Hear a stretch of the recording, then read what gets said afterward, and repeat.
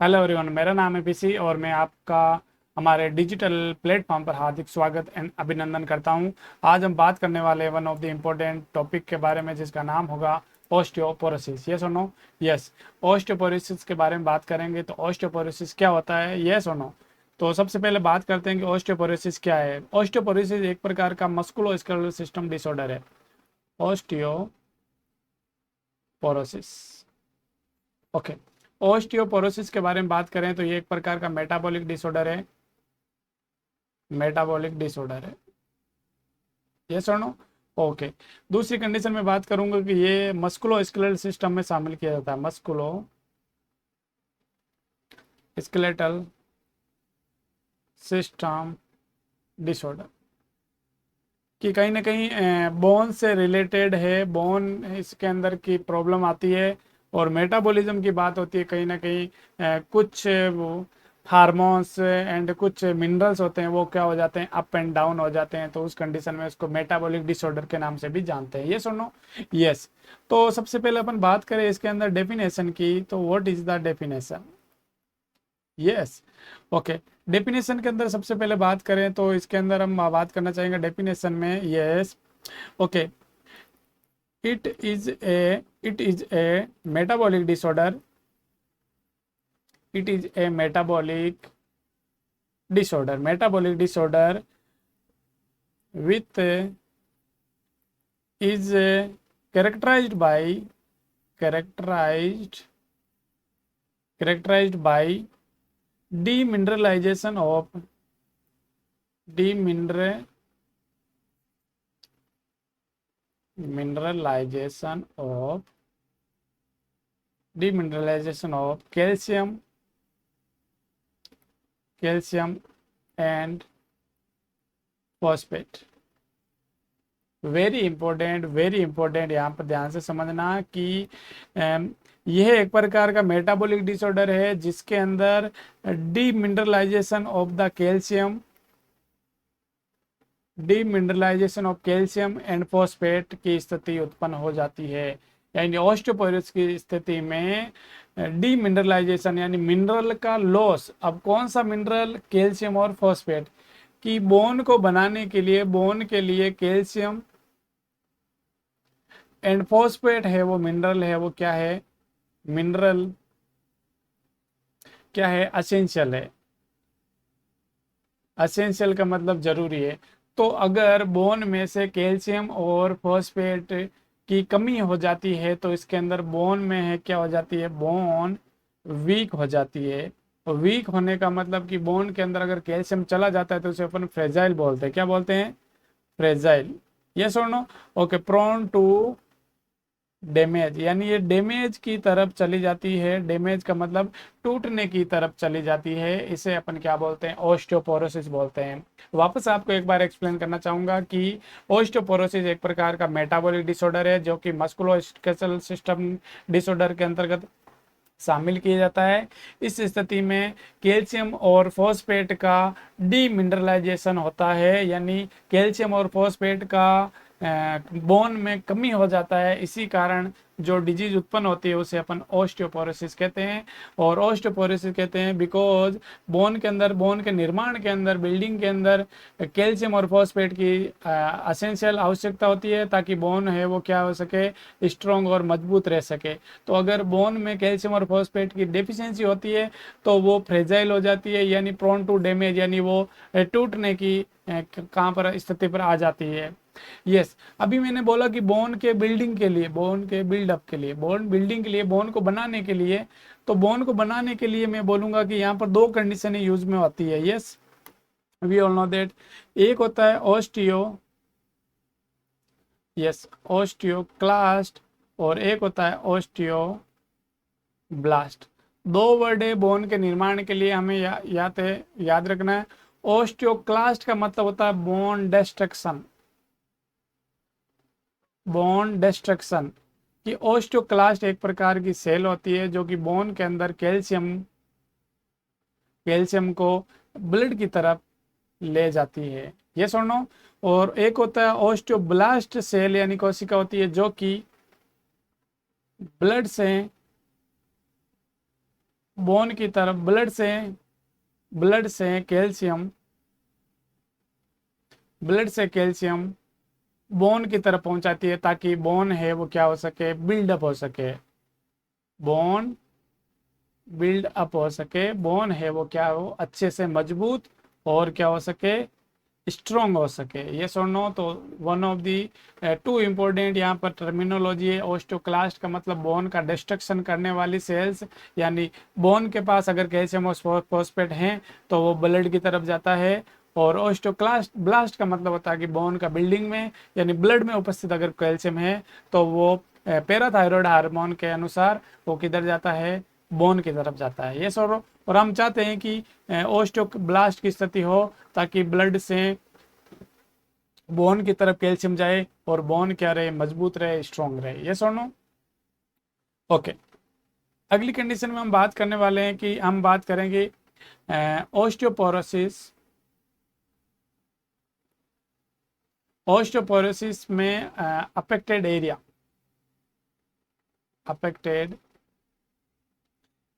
कि कौन से एरिया ज्यादा प्रभावित होंगे, तो वहां पर मैं बोलूंगा wrist, फिंगर wrist, और मैं कह सकता हूं यहाँ पर हिप एंड वर्टिब्रा कि यहाँ पर जो मैं कह सकता हूँ कि हाथ का जो wrist होती है और जो फिंगर होती है, वो wrist का मतलब कलाई है वो प्रभावित होगी, अंगुलियां प्रभावित होगी। और मैं कह सकता हूँ कि यहाँ पर जो हिप जॉइंट होता है, यस, तो हिप जॉइंट होता है। और मैं बोलूँगा कि वर्टिब्रा, जो वर्टिब्रा होती है, रीढ़ की हड्डी होती है, वहाँ की डिस्क है वो क्या होती है, इन्वॉल्व होती है, प्रभावित होती है। यस और नो? यस।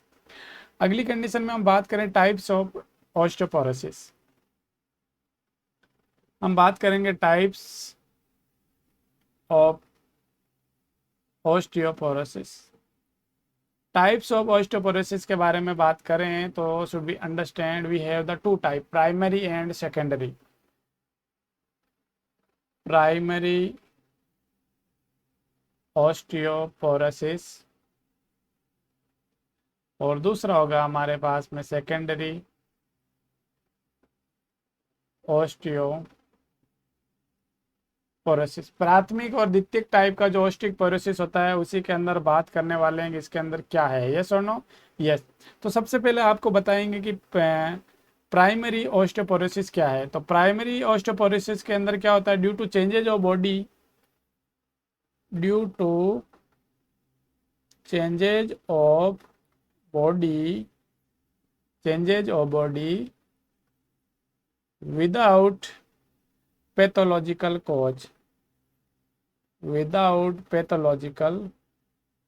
कॉज, कि बिना किसी बीमारी के अगर ऑस्टियोपोरोसिस की स्थिति होती है तो उसको अपन प्राइमरी ऑस्टियोपोरोसिस कहते हैं। Should be understand. तो आपको समझना है कि मैं बोलूँगा कि due to changes of body without pathological changes, बिना किसी पैथोलॉजी के, बिना किसी डिजीज के, बीमारी के अगर ऑस्टियोपोरोसिस होता है तो उसे अपन क्या कहते हैं, प्राइमरी। यस और नो? यस, प्राइमरी कहते हैं, प्राइमरी ऑस्टियोपोरोसिस। यहाँ पर सेकेंडरी के अंदर परिभाषा बताना चाहेंगे, due to changes of body bye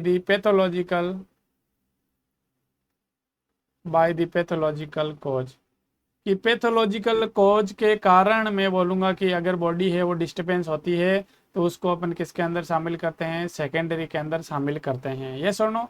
yes. अच्छा, प्राइमरी के अंदर देखो कि बीमारी नहीं है। जैसे मैं बात करूँ आपको एग्जाम्पल के तौर पे प्राइमरी में बताऊँ आपको, जैसे वी हैव द मीनोपॉज, कि अगर कोई फीमेल है 55 उम्र या मैं बोलूँ कि 45 उम्र है, वो डील कर लेती है, तो इसका मतलब कि उस महिला के अंदर क्या हो जाता है, मेंस्ट्रुअल साइकिल है वो क्या हो जाता है, स्टॉप हो जाता है, जिसके कारण एस्ट्रोजन की कमी होती है। क्या होती है? और एस्ट्रोजन की कमी होती है तो वहाँ पर क्या होती है, बोन वीक होती है। यस और नो? तो एस्ट्रोजन एक प्रकार का हार्मोन है और मैं कह सकता हूँ ये कोई बीमारी नहीं है। मीनोपॉज होता है कि एक महिला की एक 45 उम्र के बाद मेंस्ट्रुअल साइकिल है वो ऑटोमेटिक बंद हो जाता है, सेसेशन हो जाता है, उसे अपन मेनोपॉज कहते हैं। और मेनोपॉज की स्थिति में एस्ट्रोजन का हार्मोन का लेवल कम होता है। ओके, जिसके कारण बोन के अंदर क्या हो जाता है, ऑस्टियोपोरोसिस हो जाता है, क्योंकि एस्ट्रोजन हार्मोन बोन निर्माण में, बोन के अंदर ऑस्टियोब्लास्ट में क्या होता है, हेल्प करता है। अगला कंडीशन में, अच्छा मेल के बात करें तो मेल के अंदर जैसे एक उम्र के बाद में क्या हो जाता है, टेस्टोस्टेरोन हार्मोन कम हो जाता है, टेस्टोस्टेरोन हार्मोन कम हो जाता है। उसी के कारण क्या हो जाता है, मैं कह सकता हूँ कि बोन है वो वीक हो जाती है, बोन प्रेजाइल टू डैमेज हो सकती है।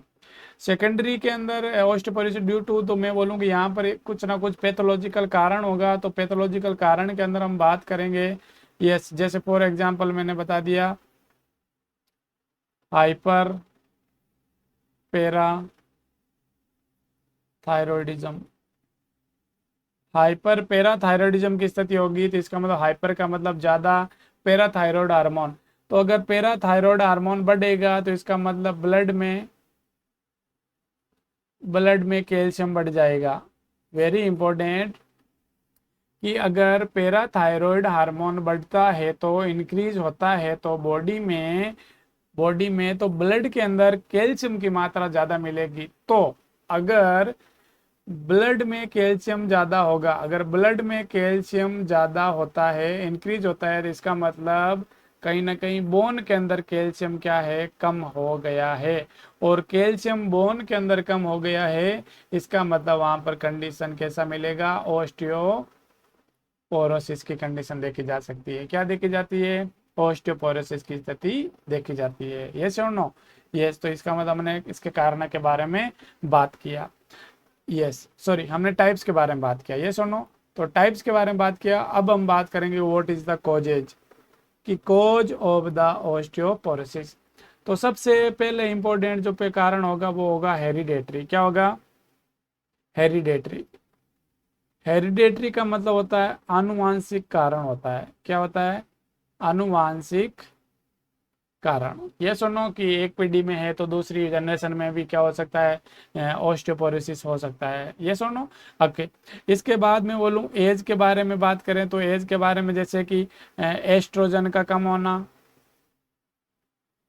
ओके, फीमेल के अंदर एस्ट्रोजन का कम होना, और मेल के अंदर मैं बोलूँ टेस्टोस्टेरोन का कम होना, टेस्टोस्टेरोन डिक्रीज, टेस्टोस्टेरोन का क्या होना, कम होना। बोलो इस और नो, यस। इसके बाद अपन बात करेंगे कि सेक्स, यानी फीमेल के अंदर ज़्यादा रिस्क होती है then the mail,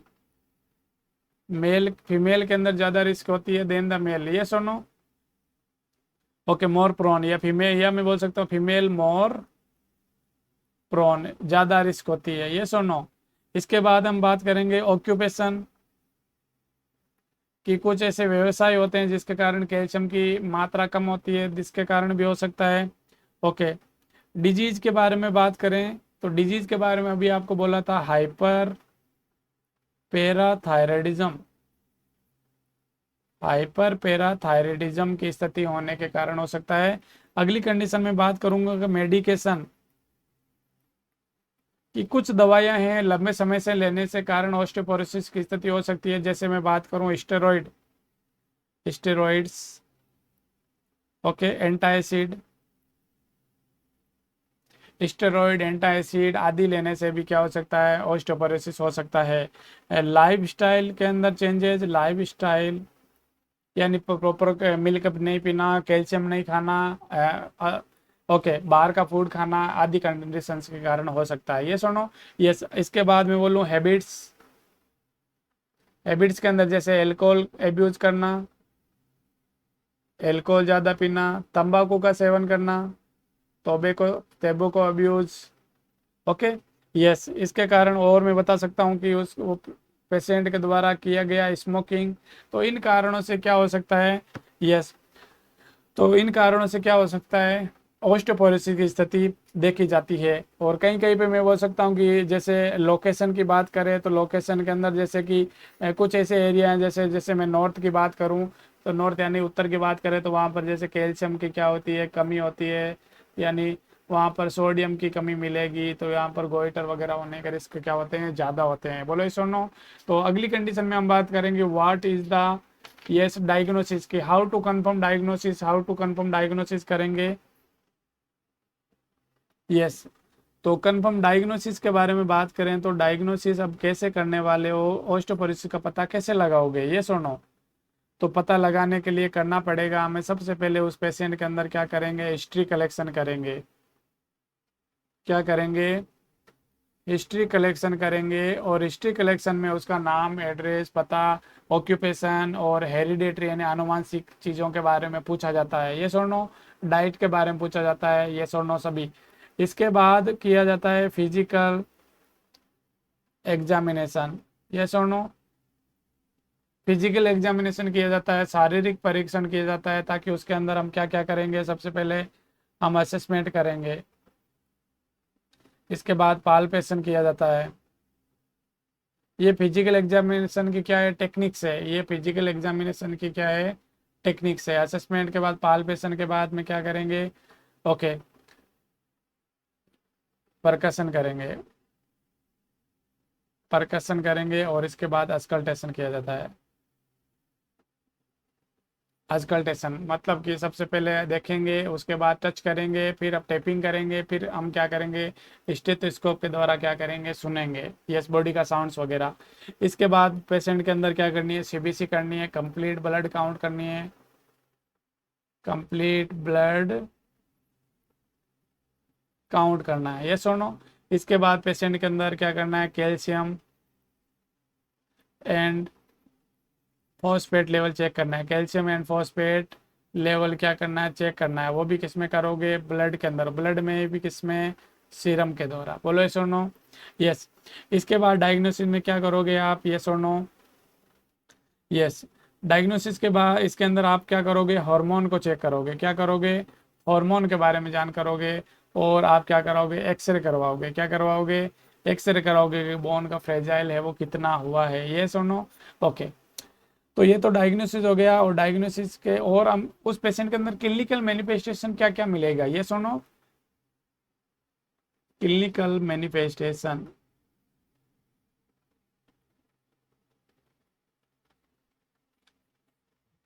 clinical manifestation का मतलब होता है उस पेशेंट के अंदर क्या क्या साइन एंड सिम्टम देखने को मिलेगा।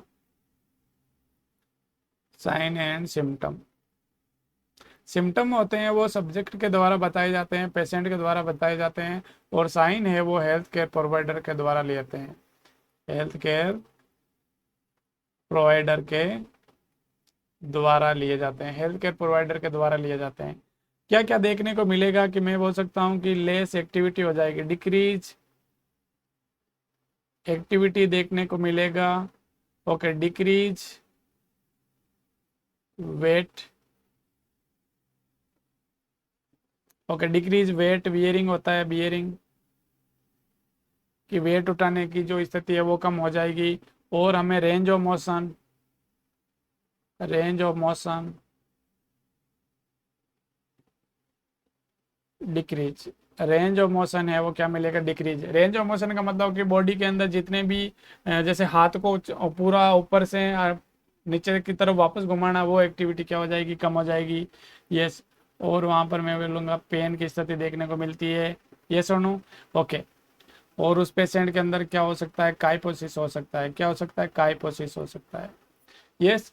देखो ये जो मैं बोलूँगा रीढ़ की हड्डी है, ये पीछे की तरफ अगर निकल जाती है तो उसको अपन काइपोसिस बोलते हैं। क्या बोलते हैं, काइपोसिस बोलते हैं, यस और नो। अगर रीढ़ की हड्डी है आगे की तरफ निकल जाती है उसको अपन लॉर्डोसिस बोलते हैं, लॉर्डोसिस। और अगर रीढ़ की हड्डी है वो एस शेप में हो जाती है, alphabet, English alphabet S shape की हो जाती है, उसको अपन स्कोलियोसिस बोलते हैं, स्कोलियोसिस बोलते हैं, यस और नो। तो ये कुछ कंडीशन क्लिनिकल मैनिफेस्टेशन में देखने को मिलेगी। Whatever we are going to management, management की कंडीशन में हम क्या करने वाले हैं उस पेशेंट के अंदर, यस, ओके। तो इन दैट कंडीशन में मैनेजमेंट के अंदर हम क्या करेंगे, उसके अंदर हम उसको अंदर मेडिसिन देंगे, या मैं बोलूँगा मेडिकल मैनेजमेंट में क्या होगा, मेडिकल मैनेजमेंट, यस और नो। तो मेडिकल मैनेजमेंट के अंदर अपन बात करें तो मेडिकल मैनेजमेंट में उसके अंदर हम क्या क्या देंगे, विटामिन डी देंगे, विटामिन डी देंगे, और साथ में हम क्या देंगे उस पेशेंट को, कैल्शियम देंगे। क्या देंगे? कैल्शियम देंगे। ओके, और उसको अपन देंगे थायरो कैल्सिटोनिन देंगे। थायरो कैल्सिटोनिन क्या देंगे? हार्मोन देंगे। यस, थायरोकैल्सिटोनिन हार्मोन, ताकि कैल्शियम का है वो ऑब्जर्वेशन बढ़ सके, ताकि वहाँ ऑब्जर्वेशन का मतलब अवशोषण हो सके, बोन के अंदर ही, वो ब्लड में ना आए। यस और नो? यस, इसके साथ में ओके मल्टीविटामिन दिया जा सकता है। विटामिन मल्टीविटामिन दिया जा सकता है। यस और नो? ओके, अगली कंडीशन में हम बात करें नर्सिंग मैनेजमेंट की।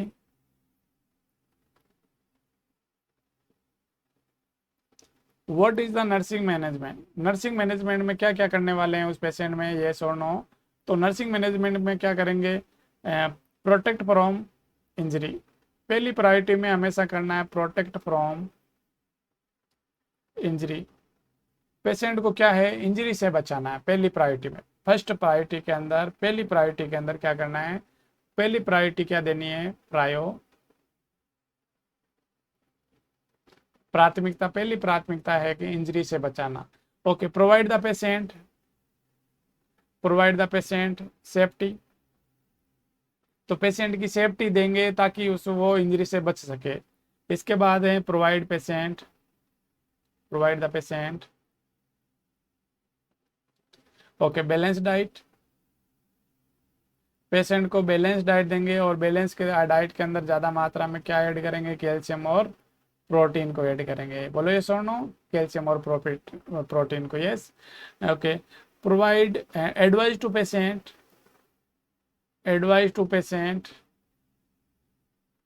Okay advise to patient passive exercise. कुछ पेशेंट को असक्रिय रूप से व्यायाम यानी हल्का व्यायाम के लिए एडवाइज करेंगे टू प्रिवेंट फ्रैक्चर। हल्का व्यायाम के लिए एडवाइज करेंगे ताकि उस पेशेंट की जो बोन है उसके ऊपर किसी प्रकार का कोई स्ट्रेन वगैरह, खिंचाव वगैरह नहीं आए, या मैं बोलूँ फ्रैक्चर से उसको बचने के लिए बोलेंगे। बोलो यस और नो? यस। इसके बाद पेशेंट को क्या देंगे? हेल्थ एजुकेशन देंगे। क्या देंगे? Health education. यस और नो? कि पेशेंट को हेल्थ एजुकेशन देना। यस। उसको क्या देना? हार्मोन्स टेबलेट्स देना, हार्मोन मेडिसिन के बारे में देना। और पेशेंट को क्या करना? Psychological support. पेशेंट को साइकोलॉजिकल सपोर्ट एडवाइस करना। बोलो सर नो? तो अभी हमने बात किया कि what is the osteoporosis. Osteoporosis क्या होता है कि कैल्शियम और फॉस्फेट का अगर बोन में डेफिशिएंसी हो जाए, यानी मैं बोलूँ डीमिनरलाइजेशन हो जाए, और यह बोल सकते हैं कि ऑस्टियोक्लास्ट की स्थिति आ जाए, तो उसको अपन क्या बोलेंगे? यस, ऑस्टियोपोरोसिस बोलेंगे। टाइप प्राइमरी और सेकेंडरी होता है। कुछ कारणों के बारे में, साइन एंड सिम्टम के बारे में, डायग्नोसिस के बारे में, और नर्सिंग मैनेजमेंट और ट्रीटमेंट के बारे में अभी हमने बात किया।